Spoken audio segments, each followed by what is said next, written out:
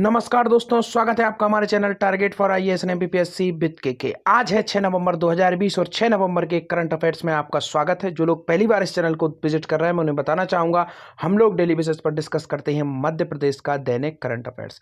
साथ ही साथ इसे हम यूनिक तरीके से डिस्कस करते हैं। मध्य प्रदेश का जो डेली करंट अफेयर्स है उसे हम कनेक्ट करते हैं आपके स्टैटिक जीएस से, जो कि मध्य प्रदेश के किसी भी एग्जाम के लिए which is very very important. साथ ही साथ यह भी बताना चाहूंगा, अगर आपको इस लेक्चर की अन्य किसी लेक्चर की पीडीएफ प्राप्त करना है, लिंक बिलो डिस्क्रिप्शन, आप जाकर वहां से हमारा टेलीग्राम चैनल ज्वाइन कर सकते हैं, वहां पर आपको इसकी पीडीएफ मिल जाएगी। साथ ही साथ यह भी बताना चाहूंगा, आज के इस करंट अफेयर्स में हम लोग डिस्कस करेंगे क्लीन स्ट्रीट फूड हब योजना के अंतर्गत इंदौर शहर की कितनी दुकानें की गई हैं रजिस्टर, और भी अनइंपॉर्टेंट क्वेश्चन हम इसके अंतर्गत डिस्कस करेंगे, जैसे कि किसानों को एक प्रमुख योजना के अंतर्गत प्रोवाइड कराए जाएंगे आपका बिजली सिंचाई के लिए। साथ ही साथ मध्य प्रदेश में रोक लगाई गई है कुछ प्रमुख फटाकों पर, और भी अन्य इंपॉर्टेंट न्यूज हम इसके अंतर्गत डिस्कस करेंगे। तो चलिए शुरू करते हैं हमारा आज का करंट अफेयर्स।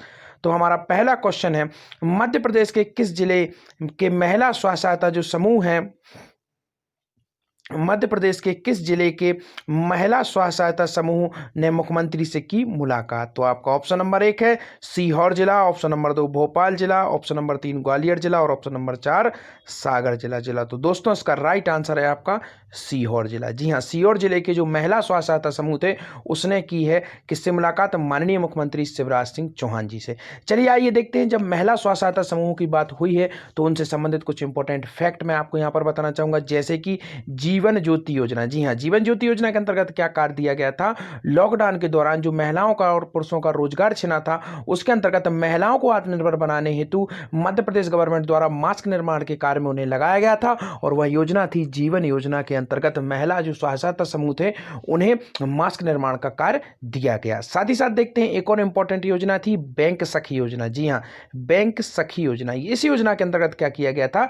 ग्रामीण क्षेत्रों में जो महिलाओं की स्व सहायता समूह थे उन्हें बैंकिंग की बेसिक इंफॉर्मेशन देकर, साथ ही साथ ऑनलाइन ट्रांजैक्शन में उनको ऑनलाइन ट्रांजैक्शन की उन्हें इंफॉर्मेशन देकर, जिससे कि जो ग्रामीण क्षेत्र थे लॉकडाउन के दौरान वहां पर जो भी प्रकार की बैंकिंग गतिविधियां थी उनको सुचारू रूप से संचालित किया जा सके। इससे दो कार्य हुए, एक तो बैंकिंग जो प्रणाली है, जो ऑनलाइन प्रणाली है, उस तक पहुंच बनी ग्रामीण क्षेत्र के लोगों की, और साथ ही साथ महिलाओं को मिला रोजगार, जिससे कि वह हुई एम्पावर। तो this is very very important. तो चलिए आइए देखते हैं हमारा नेक्स्ट क्वेश्चन।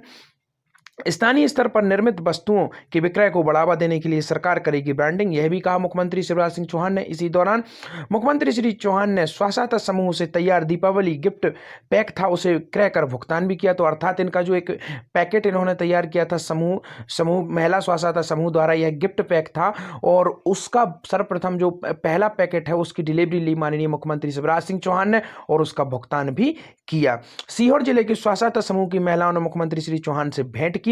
उन्होंने कहा कि आजीविका मिशन की सरकार की प्राथमिकता है। यह जितने भी महिला स्व सहायता समूह हैं किस योजना के अंतर्गत कार्य कर रहे हैं? आजीविका मिशन की योजना के अंतर्गत स्व सहायता समूह की आर्थिक गतिविधियां बढ़ेंगी तो इससे महिलाओं की आर्थिक सशक्तिकरण भी होगा। मुख्यमंत्री श्री चौहान ने यह बात गुरुवार को मुख्यमंत्री निवास पर सिहोरा जिले के विशेष रूप से भेंट करने आई आजीविका मिशन की दीदियों से कही। तो this is very very important. यह जो आजीविका मिशन की महिलाएं हैं इन्हें क्या संबोधित किया जाता है? दीदी word, which is very very important. तो हमको यह भी याद रखना है। चलिए आइए देखते हैं हमारा नेक्स्ट क्वेश्चन। मध्य प्रदेश में किस प्रकार के अपराधों पर बनाए जाएंगे संज्ञेय अपराध? यहां पर संज्ञेय अपराध से मेरा तात्पर्य है, दो प्रकार के अपराध होते हैं, संज्ञेय तथा असंज्ञेय। तो संज्ञेय अपराध जिन पर तत्काल कार्रवाई की जाएगी, इस तरीके के ये अपराध होते हैं। तो संज्ञेय अपराध की श्रेणी में इन्हें माना जाएगा। आपका ऑप्शन नंबर 1 है मिलावटखोरी, ऑप्शन नंबर 2 है भ्रष्टाचार, ऑप्शन नंबर 3 है किसानों के साथ भ्रष्टाचार, और ऑप्शन नंबर 4 है इनमें से कोई नहीं। तो दोस्तों इसका राइट आंसर है आपका मिलावटखोरी। जी हाँ, माननीय मुख्यमंत्री शिवराज सिंह चौहान ने मिलावटखोरी पर सख्त कदम उठाते हुए उन्होंने कहा है कि मिलावटखोरी को संज्ञेय अपराधों के अंतर्गत शामिल किया जाएगा, और इस पर कठोर से कठोर कानून बनाने के लिए मध्य प्रदेश गवर्नमेंट प्रतिबद्ध है और इस ओर कदम उठाए जा भी रहे हैं। तो चलिए देखते हैं क्या है पूरी न्यूज। प्रदेश में मिलावटखोरी को बनाया जाएगा संज्ञेय अपराध, हर प्रकार की मिलावट सामग्री के विरुद्ध चलाया जाएगा सघन अभियान। मुख्यमंत्री श्री चौहान ने खाद्य सुरक्षा एवं मानक अधिनियम के क्रियान्वयन की समीक्षा भी की। तो चलिए देखते हैं, यहां पर जब हमने डिस्कस किया खाद्य कानून, तो इससे संबंधित कुछ इंपॉर्टेंट फैक्ट भी देखते हैं। इसी से संबंधित एक इंपॉर्टेंट फैक्ट है कि अभी कुछ समय पहले, अगर आप डेली बेसिस पर मेरा करंट अफेयर फॉलो करते हैं, तो हमने डिस्कस किया था कि मध्य प्रदेश सरकार ने कदम उठाया था कि गैर जमानती तथा संज्ञेय अपराध माना जाएगा अगर कोई व्यक्ति किसानों की सामग्री में मिलावटखोरी करता है, अर्थात यूरिया या किसी प्रकार की जो खाद्य सामग्री है, कीटनाशक है, उसमें अगर कोई भी व्यापारी मिलावटखोरी करता है या कालाबाजारी करता है तो उसे गैर जमानती तथा संज्ञेय अपराध की श्रेणी में लाया गया है। किसके द्वारा? मध्य प्रदेश गवर्नमेंट द्वारा। तो चलिए आइए देखते हैं हमारा next question.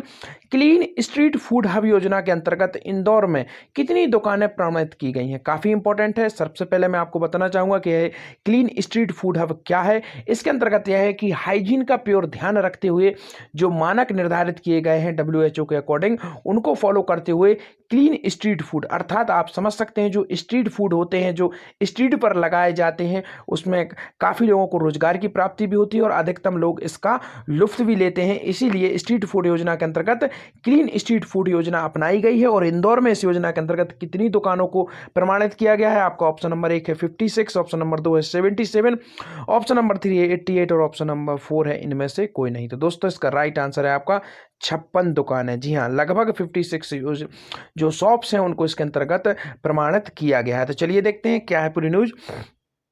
Clean street food hub योजना के अंतर्गत 56 दुकानें इंदौर में की गई हैं प्रमाणित। खाद्य सुरक्षा एवं मानक प्राधिकरण भारत सरकार द्वारा क्लीन स्ट्रीट फूड योजना संचालित की गई है। इसके अंतर्गत स्ट्रीट फूड विक्रय क्षेत्रों को प्रमाणित किया जाता है। योजना में इंदौर स्थित 56 दुकान क्षेत्र को प्रमाणित किया गया है। इस प्रकार योजना में चयनित शाहपुरा झील, भोपाल तथा गंगा घाट चौपटी, उज्जैन की सिविल कार्य प्रचलन में है एवं सराफा बाजार इंदौर के तत्संबंधी प्रशिक्षण पूर्ण हो चुका है। तो यह कुछ अन्य स्थान है जिसमें से हमें केवल ध्यान रखना है 56 दुकान जो स्ट्रीट फूड योजना है, यह पहले से ही मध्य प्रदेश द्वारा संचालित थी, परंतु अब इसे आपके भारत सरकार द्वारा क्लीन स्ट्रीट फूड हब योजना के अंतर्गत इसे प्रमाणित कर दिया गया है। तो काफी इंपॉर्टेंट यह क्वेश्चन था। चलिए आइए देखते हैं नेक्स्ट क्वेश्चन। मध्य प्रदेश में नहीं बिकेंगे चीनी पटाखे, यह आदेश किसके द्वारा दिया गया है? आपका ऑप्शन नंबर 1 है मुख्यमंत्री, प्रमुख सचिव, गृह मंत्री या इनमें से कोई नहीं। तो दोस्तों इसका राइट आंसर है माननीय मुख्यमंत्री शिवराज सिंह चौहान जी द्वारा यह आदेश दिया गया है कि प्रदेश के लोगों से आह्वान किया गया और साथ ही साथ यह आदेश भी दिया गया है कि प्रदेश में चीनी पटाखे बेचने वालों पर की जाएगी सख्त कार्रवाई और चीनी पटाखे बेचने पर लगाई गई है मध्य प्रदेश में रोक। सेकंड ऑप्शन देखते हैं, मुख्य सचिव कौन है मध्य प्रदेश के? इकबाल सिंह वैश्य। और गृह मंत्री जैसा कि सभी को मालूम है नरोत्तम मिश्रा जी मध्य प्रदेश के गृह मंत्री हैं। चलिए देखते हैं क्या है पूरी न्यूज। चीनी सामग्री क्रय ना करें, मिट्टी के दिए जलाएं, यह आह्वान किया माननीय मुख्यमंत्री जी ने।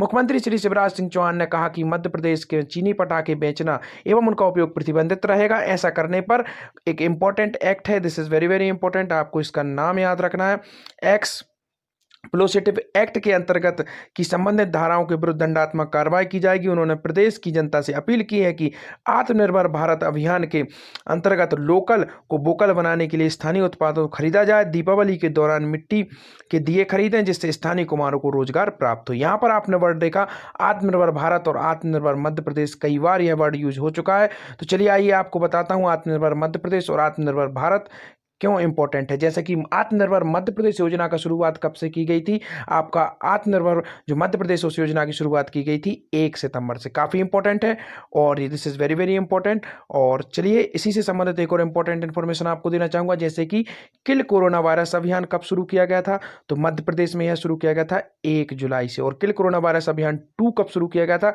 यह शुरू किया गया था आपका 1 अगस्त 2020 से। तो which is very very important. चलिए आइए देखते हैं नेक्स्ट क्वेश्चन। प्रदेश में सिंचाई के लिए बिजली प्रदाय का कौन सा प्लान होगा लागू? जैसा कि सभी को मालूम है मध्य प्रदेश कृषि प्रधान राज्य है। भारत देश भी कृषि प्रधान देश है, परंतु मध्य प्रदेश की लगभग 72 to 73% जो पॉपुलेशन है which is involve in farming directly indirectly.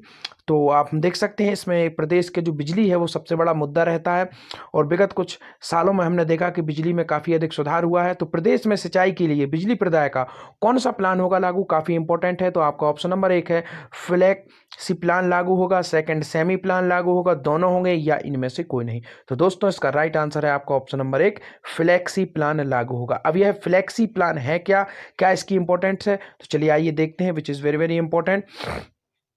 उसके पहले यह देखिए, प्रदेश में सिंचाई के लिए बिजली प्रदाय का फ्लैक्सी प्लान होगा लागू। क्या है फ्लैक्सी प्लान?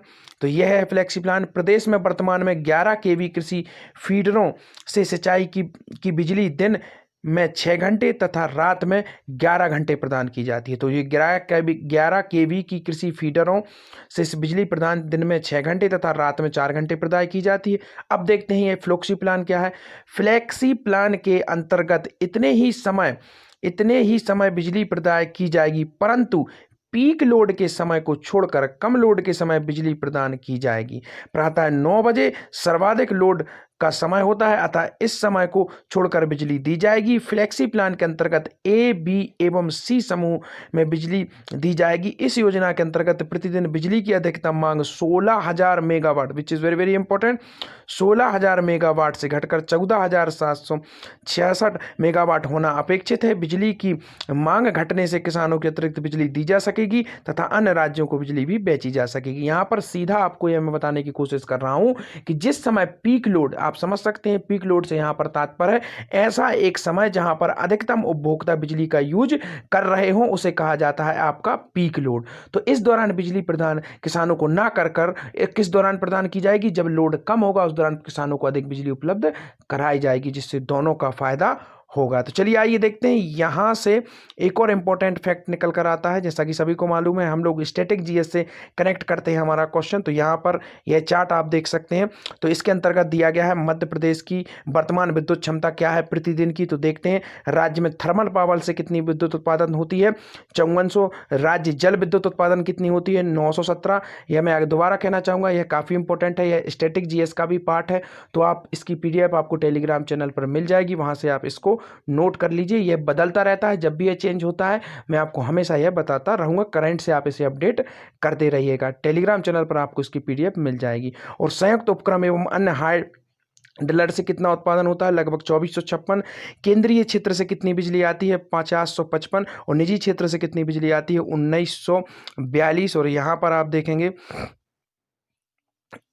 यूएमपीपी के माध्यम से 1485। और नवीनीकरणीय स्रोत से कितनी बिजली प्राप्त करते हैं मध्य प्रदेश में, 3965। और टोटल कितनी बिजली उत्पादन क्षमता है आप यहाँ पर देख सकते हैं, 21.220, लगभग 21,220 मेगावाट विद्युत उत्पादन क्षमता है मध्य प्रदेश की। तो चलिए आइए देखते हैं हमारा नेक्स्ट क्वेश्चन। जैसा कि डेली बेसिस पर पूछता हूं मैं आप लोगों से क्वेश्चन, और हमारा आज का क्वेश्चन है, आई होप आप लोग जरूर इसका आंसर देंगे।